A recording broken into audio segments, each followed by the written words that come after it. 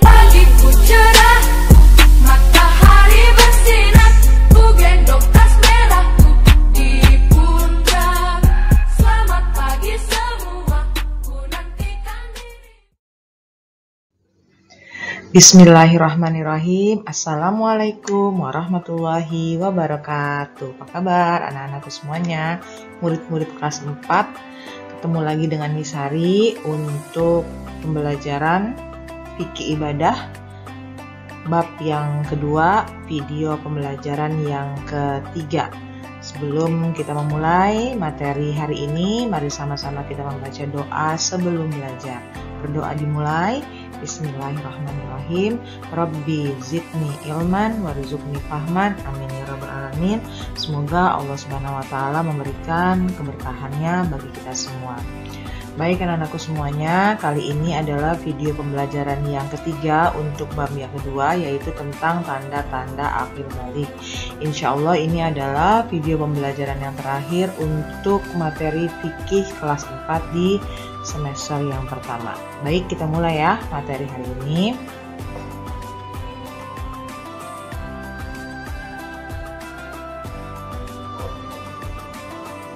Baik anak-anakku semuanya, kita masuk materi pembelajaran hari ini, yaitu tentang mandi wajib setelah ihtilam ya. Bagaimana tata cara mandi wajib setelah ihtilam, kita akan bahas pada slide yang berikutnya.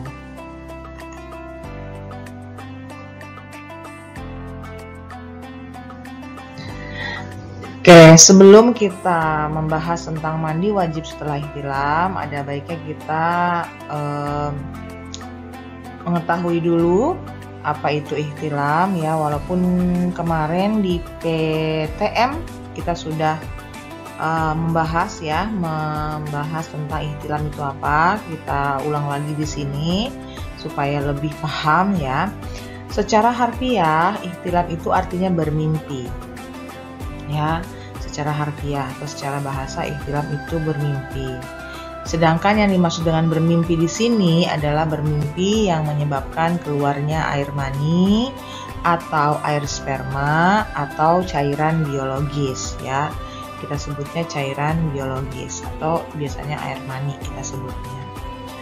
Dan yang menjadi madarul hukmi atau titik tekan hukum bukanlah mimpinya, tetapi keluarnya air mani tersebut ya. Yang kita bahas hukum syariatnya itu ketika keluarnya air mani, bukan mimpinya tapi keluarnya air mani tersebut ya. Nah, ini pengertian ihtilam.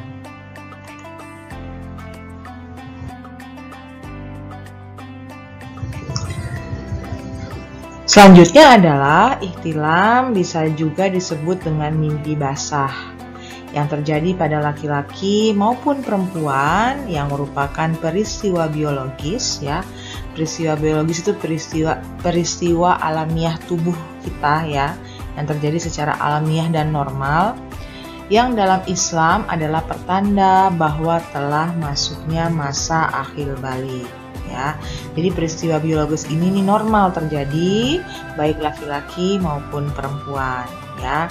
Dan itu merupakan tanda masuknya masa akhir balik. Masuknya masa akhir balik maka menyebabkan seorang sudah taklif. Apa itu taklif? Kewajiban menjalankan perintah dan menjauhi larangan agama. Ya, taklif itu artinya kewajiban menjalankan perintah dan menjauhi larangan agama. Selanjutnya diwajibkan mandi jika air mani keluar dalam keadaan mimpi ataupun tidak, baik bagi laki-laki maupun perempuan. Nah, jadi air mani atau air sperma itu bisa keluar walaupun tidak bermimpi ya. Jadi jika dia tidak mimpi lalu keluar cairan spermanya, maka wajib mandi ya, melaksanakan mandi wajib. Oke.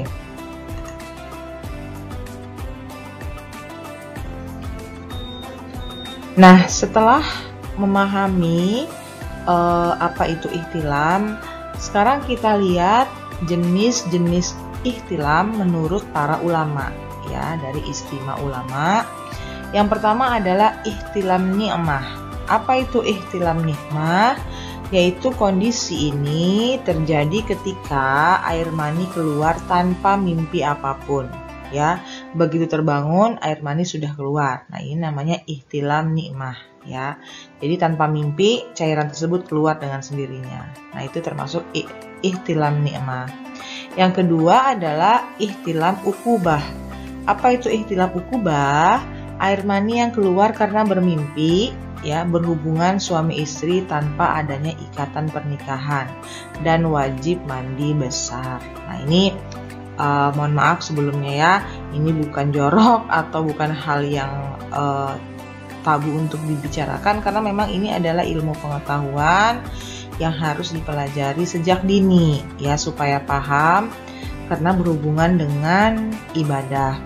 Jadi seseorang itu bisa suatu saat bermimpi ya, berhubungan suami istri ya, berhubungan suami istri, namun tanpa adanya ikatan pernikahan ya.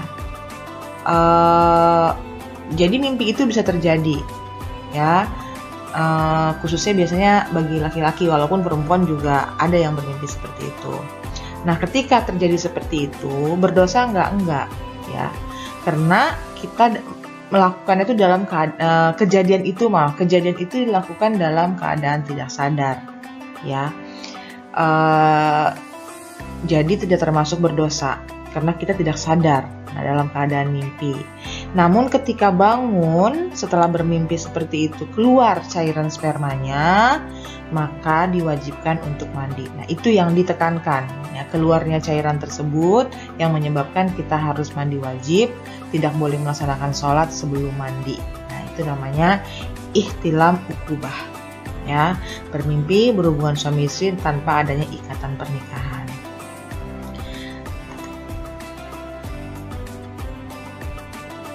Selanjutnya adalah ihtilam karomah, yaitu mimpi berhubungan suami istri yang sah dan dihalalkan oleh syariat Islam.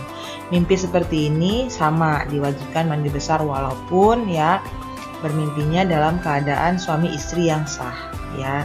Jadi laki-laki dan perempuan yang sudah sah menikah kadang-kadang juga bermimpi ya, berhubungan suami istri ya, walaupun sudah halal ya, sudah syah di mata Allah, di mata Islam, di mata agama. Ketika dia bermimpi ya, keluarlah cairan sperma, maka wajib mandi besar walaupun keadaannya sudah halal ya, hubungan suami istrinya sudah halal, sudah sah suami istri ya. Jadi kembali lagi yang ditekankan adalah cairan yang keluarnya, bukan mimpinya. Nah, di bawahnya ada keterangan lagi. Tidak ada hukum yang terkait mimpi yang dialami seseorang, baik halal ataupun haram. Tadi ya, yang berhubungan suami istri belum nikah ataupun yang sudah nikah itu tidak ada hukumnya ya, halal atau haramnya, karena terkait mimpi. Hukum syariat berlaku untuk kegiatan yang terjadi sebelum seseorang tidur ya. Jadi kalau masih sadar ya, maka berlaku halal dan haram. Hukumnya haram ya jika sebelum tidur orang tersebut berhayal ya, menghayal sesuatu yang haram ya, yang dilarang oleh agama. Misalnya melihat atau menonton film yang dilarang ya, yang untuk 17 tahun ke atas atau 18 tahun ke atas, atau melakukan hal-hal yang dilarang oleh syariat agama. Jadi jika dilakukannya ke dalam keadaan sadar, kemudian spermanya keluar, ya cairan ihtilamnya itu keluar, maka itu hukumnya haram, berdosa. Tapi kalau dalam keadaan mimpi, itu tidak ada hukum halal dan haramnya, ya. Jadi karena tidak sadar ya, seperti itu ya. Bisa dipahami insya Allah ya. Jadi halal dan haram terjadi kalau dalam keadaan sadar. Baik.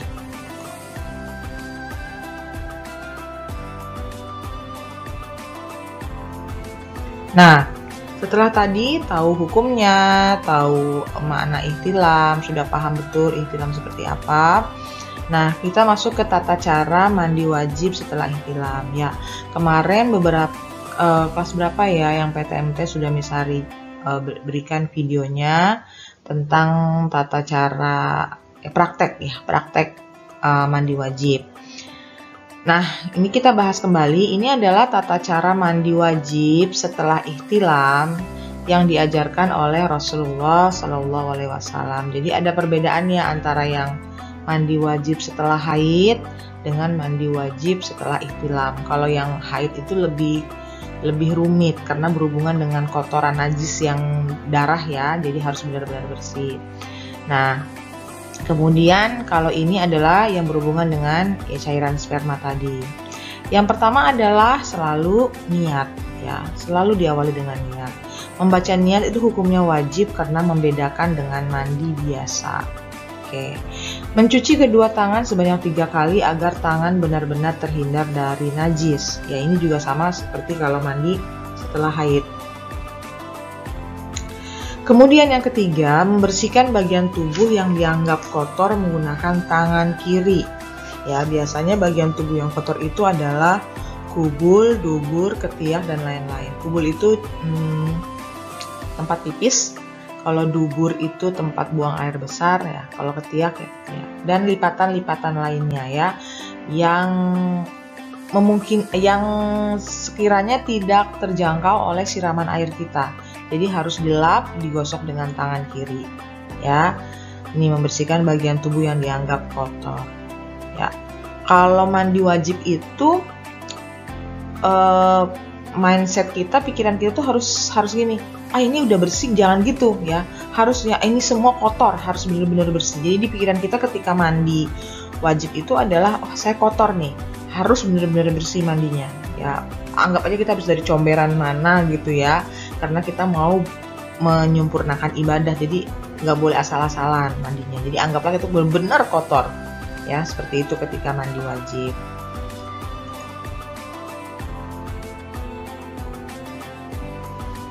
Nah, selanjutnya mengulang pencucian tangan. Jadi setelah habis gosok-gosok ya, tempat pipis, tempat pup ya, ketiak, lipatan-lipatan ya, selangkangan, segala macam yang berhubungan dengan tangan kiri, diulang lagi pencucian tangannya supaya bersih.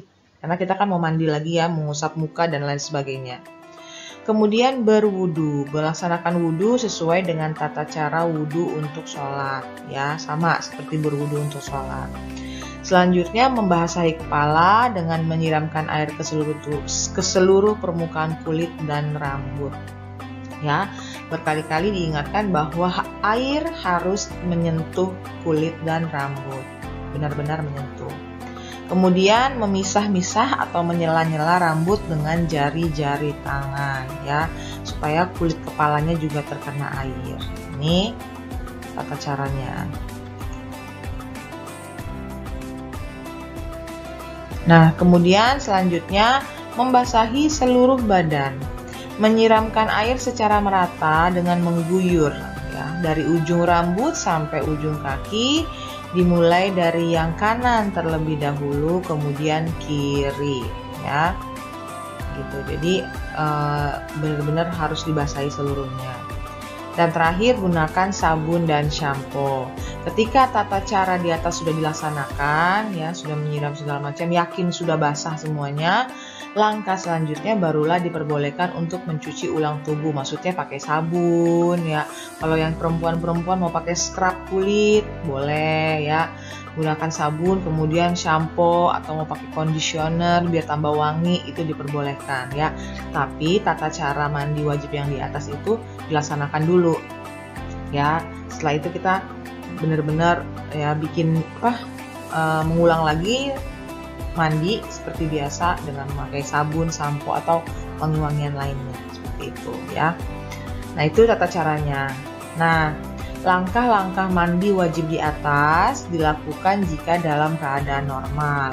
Nah, maksudnya normal ini airnya ada ya, banyak bisa buat mandi ya, itu mandi dengan air mutlak ya, benar-benar air jernih. Namun jika keadaan darurat, semisalnya tidak ada air ya, lalu atau dalam keadaan sakit yang tidak boleh terkena air, lalu kita harus mandi wajib, maka diperbolehkan dengan tayamum ya. Jadi orang sakit, orang yang tidak ada air boleh lakukan tayamum. Nah, seperti itu ya anak-anakku semuanya ya, tentang tata cara mandi wajib. Tidak ada perbedaan yang terlalu besar antara mandi wajib yang haid dengan mandi wajib yang ihtilam ya. Sama-sama benar-benar harus bersih dan semua terkena air. Oke.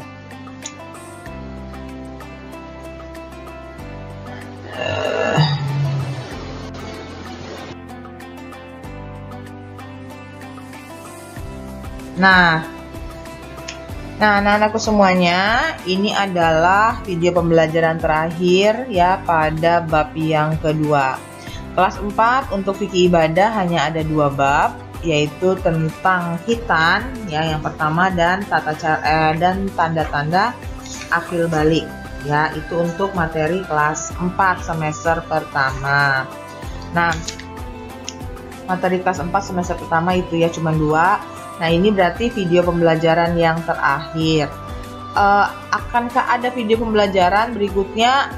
Misari belum bisa memastikan. Kemungkinan kalau misalnya ada yang kurang dari materi Misari, ya kemungkinan kita akan ada video pembelajaran selanjutnya untuk menambah atau melengkapi materi penjelasan Misari sebelumnya, gitu ya.